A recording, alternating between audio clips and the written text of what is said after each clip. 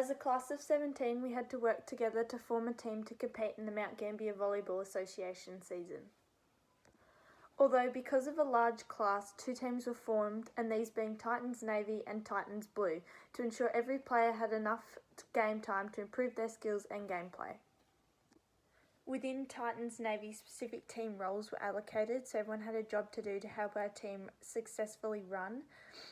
Austin and I were allocated as the technical coaches, who are like the head coaches, and as we are very confident, responsible and self-motivated members of the team, whose job was to help develop our team's fundamental skills, have good communication and bring new ideas to the table. To do this, we formed benchmarking results throughout the season to see if improvement had occurred. We also taught training sessions.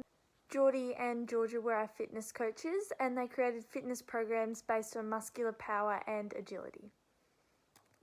Kale and Harrison were our tactical coaches, who did game analysis and provided feedback to Austin and myself as to what needed to be worked on, and we would use this for the next week's training sessions. Gemma and Tess were in charge of the motivation in our group. This included the Instagram page and our Facebook Messenger to keep everyone in touch. They also did team building exercises like Media Day, and they had to find ways to get more participation. They were more focused on the participation side of things than they were on the performance, so that everyone was having a good time. Diversity played a huge role in Titans Navy, as none of us had any prior experience in volleyball, as we all come from different backgrounds like swimming, basketball, netball, soccer, cricket. But although because of this we were from different sports, we were still going to try our best at volleyball and gel as a team, learn some new skills and improve on the ones that we already knew. Other problems that arose throughout the season were work commitments, travel and injuries. As a team of 8 and needing 6 on a court, if we had more than 3 people away, we would need to call up some friends and have them play so we didn't have to forfeit for that week. Geordie was injured for the whole season with an ACL injury, and Georgia did her ankle in about round 5, which meant with them and taking work and travel into consideration, there was many times from round 4 to 8 where we needed friends to fill in for us. Strategies to help our team communicate throughout the season included our team's messenger group chat, our Instagram page and team meetings. This allowed everyone to keep in touch and know what was happening each week. To help Titans Navy through the season to see how we were progressing as a whole team, SMART goals were designed. These included correct court positioning, skill execution, returning serves, video analysis and improving skills. This was a key strategy so that the team had targets to aim for to get the most out of our season. At the start of the volleyball season, our team was in the cognitive stage of learning, as we were beginners to the sport, learning fundamental skills. As cognitive learners in the first stage of learning, we are beginners who are learning what needs to be done. As cognitive learners, we have very large and frequent errors, and we have a very complicated motor program due to uncoordinated movements. To overcome this, we broke down each skill and we were learning the correct sequencing for the motor program. As it was the start of the season and all of us as a team needed to improve and track these improvements, benchmarking tests were taken at the start of the season, middle of the season and end of the season, and these were done by Austin and myself. Not being able to understand fundamental techniques causes us to simplify and close down the skill, creating predictable environments through 2-hand ball tosses, 2 sets of 10 digs, sets and forms, making signal detection easier through intensifying the strength of the cue, slowing down the speed of the ball by tossing it. Noise when training was a huge issue due to a shared space. Here we needed to be in a close circle when Austin and I were speaking so that all instructions could be heard. At this stage of the volleyball season, arousal levels were high, which was meaning that everyone was excited and was willing to learn volleyball and wanted to see what the game was like, making coaching easier as people were willing to play and train. To help improve fitness, our fitness coaches Geordie and Georgia created a fitness program that we did before trainings for like 10-15 minutes and twice a week at home. As we are cognitive learners, we rely heavily on external feedback from coaches and teammates. This is done through Austin and I giving deliberate feedback to the whole group on performances through visual demonstrations and cues. Other team members then give peer feedback and assessments. As Austin and I didn't have any more experience on volleyball than the rest of the team, we all worked collaboratively together to plan and take trainings. In this stage of the volleyball competition, we didn't win any games and we were beginners, not knowing what to expect from the other teams, and to which we found out were very good teams who had been playing a lot longer than we had and had gelled nicely as teams.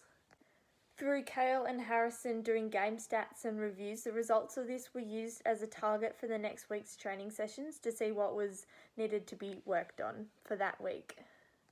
As seen in the video, you can see that our court positioning was very bad and needed to be worked on, so this was the training Austin and I took the next week. To become associative learners, we concentrated on perfecting the basic fundamental skills at the start of every training session and self-correcting ourselves. Fixed and part practice were the training strategies used in this stage of learning. Fixed practice involves repeatedly practicing specific movements like digs and sets to strengthen the motor program. Part practice was used when practicing spikes and serves, as these were harder skills to learn. Through breaking down each skill into smaller steps, this allowed us to sequentially to learn each step and perfect the whole skill.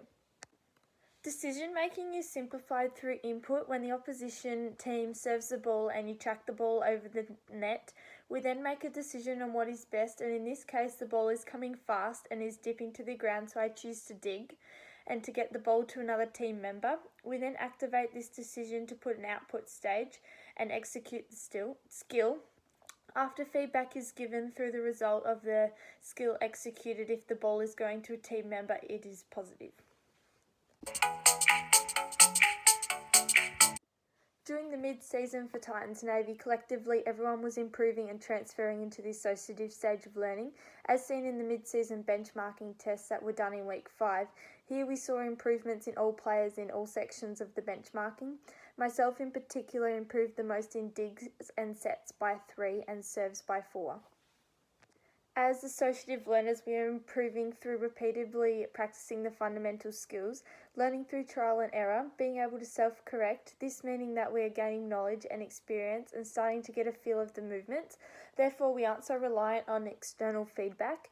We are building an exquisite motor program and have a growing focus on the more tactical parts of the volleyball game. As a team, we got a lot better at understanding court positioning. This is due to practicing game-like situations during trainings. We also got a lot better at communicating on the court, and this was evident in a lot of matches, as when the ball was going out, someone would yell to leave it or maybe just to dig it. And then another example would be if someone was going for the ball, they would yell, "Oh, Kia's ball," or if they were going to set it up, etc. In week 4, we had our first win as a team, which was an arousal booster for a few of our players. In saying that, though, at this time we were having a lot of group commitment issues and many players weren't wanting to play, or they had to travel late at night or they had to work. So from this we brought in friends to help us play in the competition each week.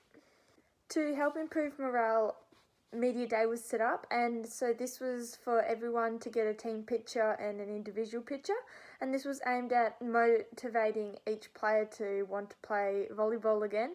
And Media Day was also used to promote Titans on social media.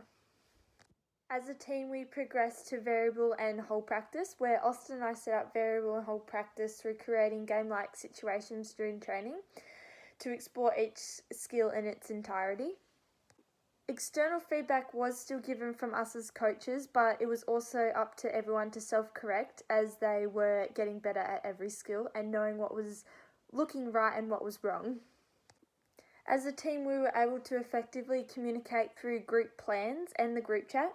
This group chat allowed us to overcome the obstacle of the player unavailability, allowing us to communicate who was available and who wasn't, and from there, how many friends we would need to recruit to fill in their spots to play that week.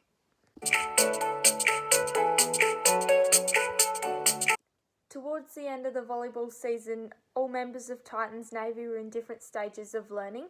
Basic digs and sets had become autonomous skills for us, as these skills had become automatic, as the motor program had been stored in our long-term memory, as we were regularly practicing these skills in every training session. Court awareness for me personally, I still believe I was in the associative stage, because if I was distracted due to noise or other players, I wouldn't automatically get the right position. I also still believe I was in the associative stage when doing serves and spikes, as I didn't have an excellent result when serving, and because of my height it was hard for me to spike every time. As seen in the post-season benchmarking results, you can see that I improved majorly from start to the end of the season in sets and digs, and had a slight improvement in my serving and spiking. With most part practice, I would get better at these skills. As a whole team, we had improved tremendously, as we're in a push to make the finals and only just missed out.